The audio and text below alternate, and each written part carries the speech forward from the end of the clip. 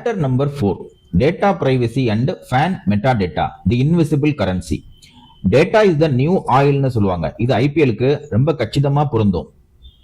நீங்க ஐபிஎல் உங்க மொபைல்ல ஃப்ரீயா பாக்குறீங்கன்னா உங்களோட தரவுகள் விற்கப்படுகின்றன.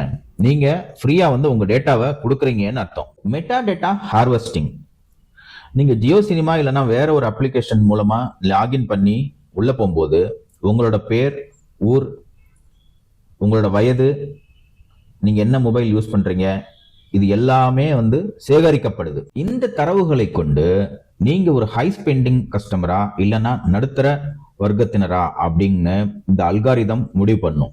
ஸோ அதுக்கேற்ற மாதிரி உங்களுக்கு அட்வர்டைஸ்மெண்ட்டை கொடுக்கும். நீங்க ஆன்லைன் ஷாப்பிங்க்கு போயிட்டு ஒரு ஷூவை சர்ச் பண்றீங்க, அதுக்கப்புறம் மேட்ச் பார்க்க வர்றீங்கன்னா நீங்க மேட்ச் பார்த்துட்டு இருக்கிறதுலயே அந்த ஷூ அப்பப்போ வந்துட்டு போகும்.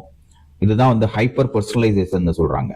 உங்களுக்கு பொதுவா ஒரு பொருளை அட்வர்டைஸ்மெண்ட் பண்ணி அதை விற்கிறதுக்கு பதில் உங்களுக்கு தேவையான பொருளை அவங்க காட்டுறப்போ அதுல கிடைக்கிற கன்வர்ஷன் ஜாஸ்தியா இருக்கு. உங்களோட பர்ச்சேஸ் கன்ஃபார்ம் ஆகுது, ஆல்மோஸ்ட் கன்ஃபார்ம் ஆகுதுன்னு சொல்றாங்க.